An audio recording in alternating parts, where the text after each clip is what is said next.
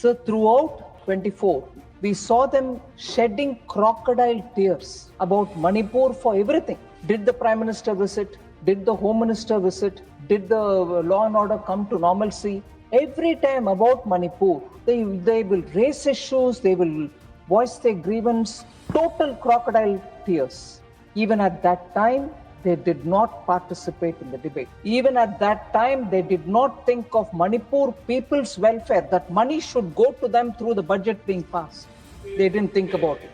So all the grievance that they voiced about Manipur, accusing the Prime Minister, accusing the Home Minister, were all just drama. I'm ashamed to say this. I'm sorry to say this. எங்க சேதாரத்துக்கு மேல கொடுத்தீங்கன்னா உங்க காசை waste பண்ற மாதிரி தான். லலிதால வாங்குங்க, நிறைய பணம் சேவ் பண்ணுவீங்க. So thank you very much, sir. And I wish to recognize and I'm grateful to you that for the first time with you in the chair, I'm being called to respond to a bill. So for that, I extend my gratefulness to you. Sir, today we are discussing on the Manipur Goods and Services Tax Second Amendment Bill, sir. Every time the central government amends the Central Goods and Services Act of 2017, we also need the states to amend their state GST related law. Through the Finance Act 2025, Sections 121 to 134 of the Central Goods and Services Act was amended. And it got enacted in August 2025. The changes have come into effect from October 2025.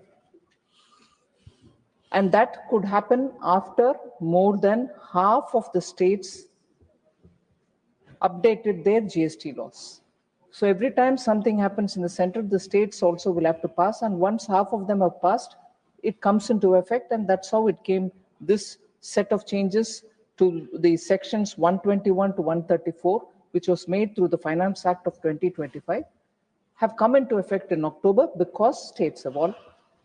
But unfortunately, because Manipur was under the president's rule, the corresponding effect-giving measures could not be taken up in the state GST laws. The assembly was in a suspended mode, and Manipur Goods and Services Act of 2017 was not amended, but it was amended through an ordinance that was promulgated by the central government, and that was done on 7th October, sir. So now this bill is coming to replace that ordinance. And so the changes which have been brought will be made permanent for Manipur's sake. Sir, before I go into the few details which I want to table here, I want to say a word about the opposition leaders, opposition parties.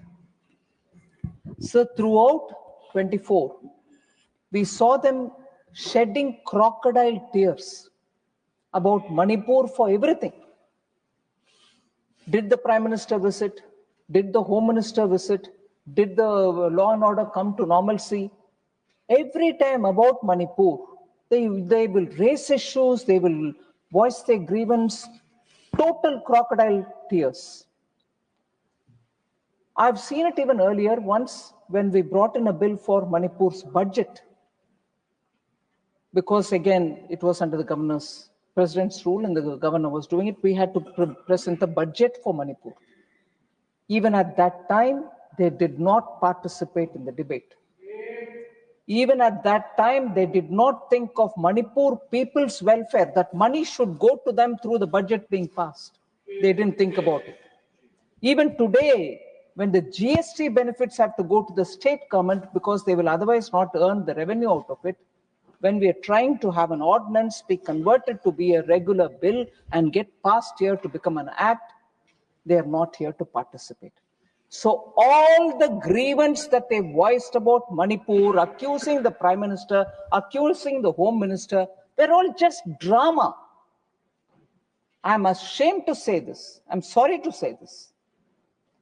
विपक्ष के role ये होता है कि आप जिम्मेदाराना रवैया अपनाना चाहिए और जिम्मेदारी के साथ एक जो स्टेट जिसके ऊपर आप इतना बात कर रही हो उसका बेहतरी के लिए कानून जब पारित होता है, बजट जब पारित होता है, उसमें शामिल होना है, भाग लेना है। मगर ये विपक्ष तो मगरमच्छी का आंसू बह रही है और जब क्रिटिकल बिल्स आते हैं मणिपुर का भाग जाते हैं। शर्मनाक बात है सर, आई एम सॉरी। मैं आपके सामने ये कहना चाहती हूं कि आज भी वो मणिपुर की चर्चा में भाग नहीं लिया, दुख के मैं कहना चाह रही हूं। Sir, this particular amendment is very important, sir, because it does two things. The very important reform-based steps that we have taken in GST, like track and trace system. Once you do the track and trace system, which is a very big step in administering the GST, you are able to prevent leakages. And therefore, that was one of the things which was passed in the Finance Act of 25. Now we are making it into a bill for Manipur. Similarly, at the time of supply, sir, particularly for vouchers, the rules which we're dealing with it are being removed so that it becomes simple.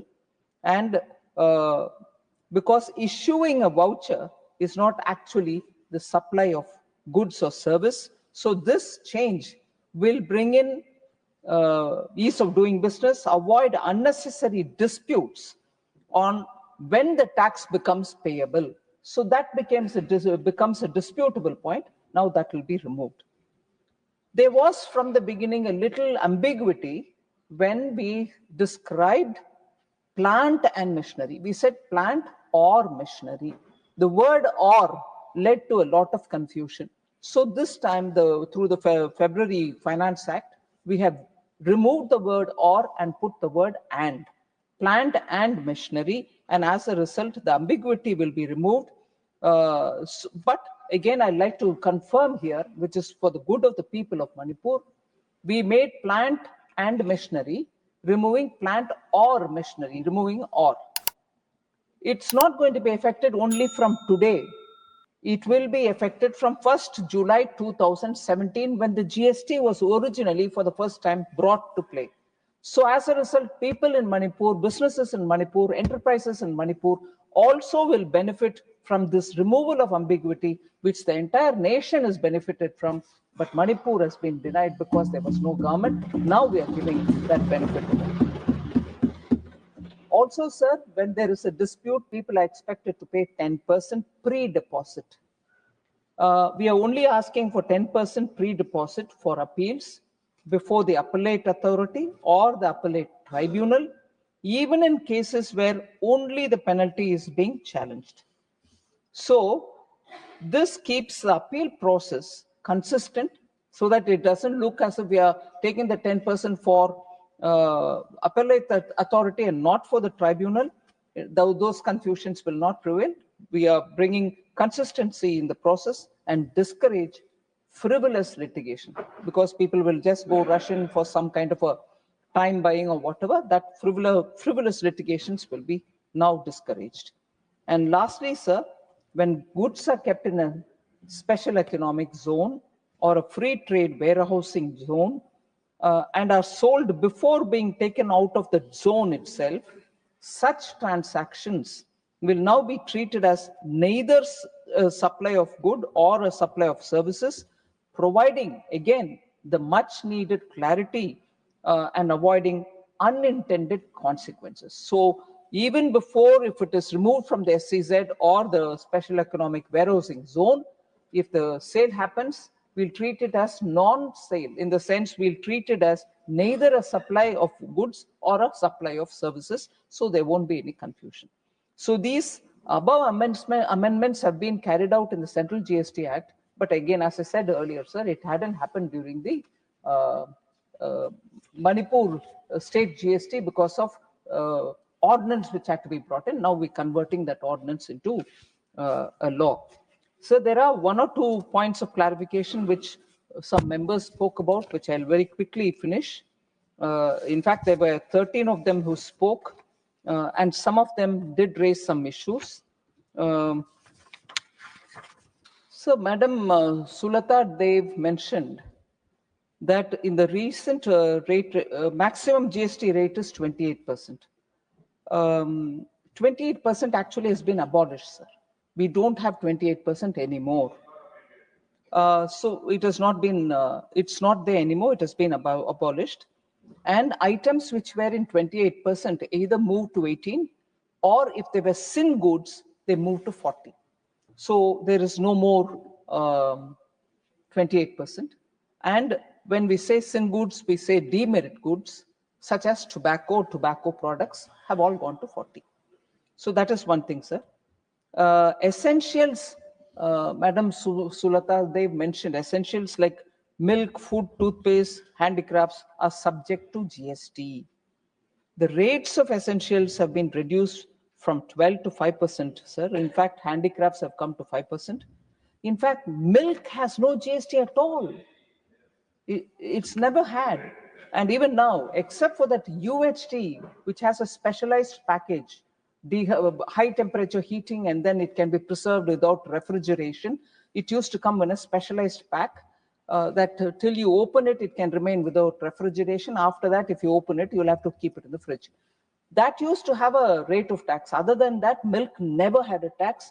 Even this has now come to zero. The UHT is also come down to zero.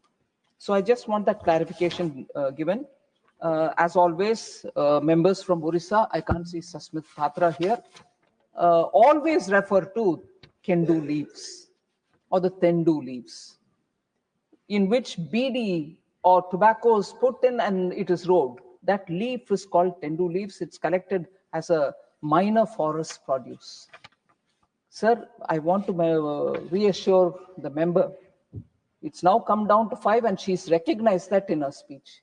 But on Kendu leaves, sir, at least 4 GST councils have met and spoken on it. Elaborate discussions have happened. And if one state, Orissa, wants it, Telangana wouldn't want it. We've crossed all those stages, and now we've brought it down to 5. Bring it down to 0. That's been, I'm sorry to say, sir, many requests come like that. By keeping an item in 0, where even some input credit can be accruing to you, will not accrue to you if you keep it at 0. So there is a benefit in keeping it at the lowest possible rate, which is 5%. If I move to 0, even the little refund that you get, you will not get. So there is a reason, madam, that we've kept it at 5. I want to inform the honorable member through you, sir. Then Sri Ayodhya Ramireddy ji spoke about inverted duty structure, sir. I'm happy to say, as much work happened on rate rationalization, bringing rates down, making 4 rates into 2 only, not having 4. Equal amount of work went into correcting inverted duty structure. And I'm happy to say most of the items where inversion happened because the final product was sold at, let us say, 5%. The inputs were being bought at 12%, which is no more there, but 12%. The difference could not be retrieved, and as a result, there was an inversion. But for retrieving the difference, you had to give them refunds. That inversion problem has been largely addressed in the new generation GST, which has come into force. So I would like to inform Sri Ayodhya Ramireddy that inversion has been addressed. 99%, there can be still 1 or 2 which we'll address as and when it comes about. As particular mention was made by the honorable member on hospitality. We have actually reduced the rate of tax on hotel rooms below 7,500 rupees per night to 5%. Earlier it was 12%. Rooms which are at the rate of 7,500 or lesser were earlier taxed at 12%. Now they have all come down to 5%, sir. This will, I'm sure, make travel easier. Tourism will have an attractive point there. And they will have reason to encourage tourists to take care of the rooms which are at that cost. So with these words, sir, I request the House to consider to pass this bill because it will help the state of Manipur. Thank you very much. எங்க சேதாரத்துக்கு மேல கொடுத்தீங்கன்னா உங்க காசை waste பண்ற மாதிரி தான். லலிதால வாங்குங்க, நிறைய பணம் சேவ் பண்ணுவீங்க. Minnambalam.com தமிழின் முதல் மொபைல் பத்திரிகை.